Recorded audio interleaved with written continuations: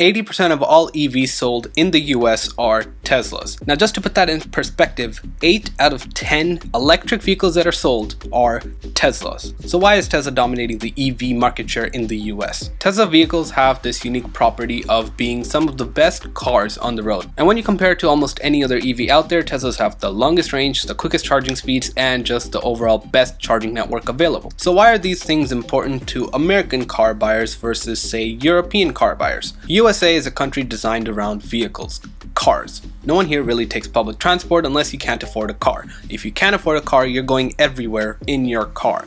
Some people even take their car across country, which in some cases is over 4,000 kilometers. In Europe, the public transport system is much better, therefore a lot of people don't resort to a car. Plus, parking is at a premium over there. Smaller cars win. Tesla's vehicles aren't that small. They're actually pretty big for a European-sized market. Also, in the USA, people want the longest range. We take our cars everywhere, and because of that, we need the longest range possible to go on long-distance journeys or even just around town and probably not charge every night. Even if you want to charge every night, some people drive a total of 200 miles every single day at highway speeds, and we know that even the most longest range Tesla, the Model 3 with about 350 miles of range, may need charging depending on where you're going. If it's in the mountains, you might need charging. If it's really cold out, like in the northern states, then you might need charging over there as well. Otherwise, for the most part, 200 miles of range on the highway, a Model 3 can easily achieve that. All other EVs that are sold here don't really have that good of a range. Most of the EVs really only have about 200 to 250 miles of range at best. Tesla's lowest range vehicle, their standard range plus Model 3, has a range of 263 miles, which is just above most of the other competitors. And that's their cheapest model. That's like about $38,000. If you get the more expensive, about $45,000 model, that's like a range that you never ever have to think about, and that is why a lot of people actually buy a Tesla Model 3. Charging network is also a really big concern in the US. Here, our charging network really sucks. Our third-party charging network just is not reliable. They're not in many locations. You really can't go many places at all, and in most cities, you just don't have one at all. And if you do happen to have a charger, you might only have one with like 2, maybe 4 stalls at best, whereas Tesla superchargers, you might have like 3 or 4 in a given city with at minimum 8 stalls at each one. In Europe, the situation is a bit different. Over there, you have much better third-party chargers, and especially in places like Norway, where you actually have a high density of third-party chargers, you can live life pretty normally with a lower range electric vehicle because you have an abundance of chargers. It was not until Volkswagen had this Dieselgate scandal and they had to actually fund the Electrify America stations that there was a proper charging network outside of Tesla. Right now, you can almost go across country using the Electrify America stations. All the chargers that we had beforehand were located pretty much in the middle of the city where you're never there on a long road trip, and all the vehicles were really low range anyway, so you really couldn't leave the city at all. And now with the introduction of Electrify America stations, you can actually leave the city, you can go to other places, visit family, even with a range of about 150 to 200 miles. It's still not as good as Tesla's because their lowest range vehicles are still well above the competition, but here in America, cars are king. We use our cars for literally everything. Literally everything. Public transport here sucks. So your options until very recently were to buy a Tesla,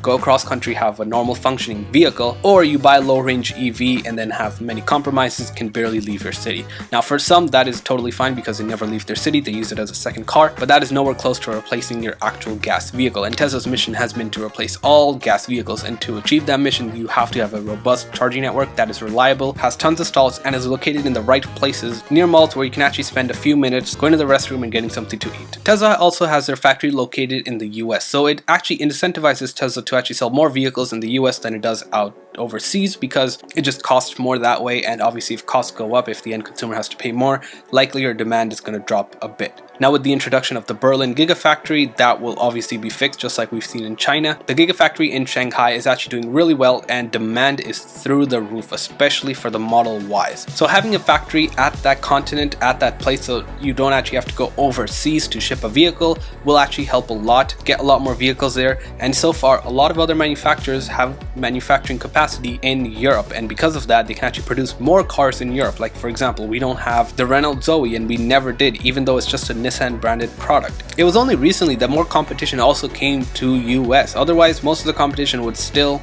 in Europe where they actually had manufacturing capacity. So for the longest time, your option was either Tesla, a Nissan Leaf, and that was pretty much it. But then the Model 3 came out, and then your options were the Model 3 or the Chevy Bolt. Model 3 had a lot more range, was about the same price, and obviously had a lot more features, and it was just overall better value for your money than a Chevy Bolt. We really didn't have that many electric vehicles up until last year. This year we're seeing a lot more electric vehicles come out, and they're still saying we're not going to get them here in the US. For example, the ID.3 is selling quite well, I would say, in Europe, but we aren't getting the ID.3 in the US. However, we are getting the ID.4 and possibly the ID.6 as well. So that would greatly help out, get some competition going, obviously maybe take some market share. And one thing you have to remember is that I am talking about the EV market share, but really most people who buy an EV are buying their first electric vehicle. Some like 90% of EV buyers are new EV buyers. They're coming from their old gas vehicle. So it's not like someone's taking competition from, say, Tesla or something like that. No, all of these electric vehicles that are being sold, that just means there's at least one less gas vehicle being sold. No one is stealing the market share from Tesla. Only a small percentage of people actually switch from one EV to the next. Now maybe if you had like a Nissan Leaf, the older ones, you might have gotten a Model 3 or something like that. But likely if you did have a Nissan Leaf with a 24 or 30 kilowatt hour battery packs, you probably replaced your gas vehicle that you had on the side because obviously your Leaf couldn't do everything.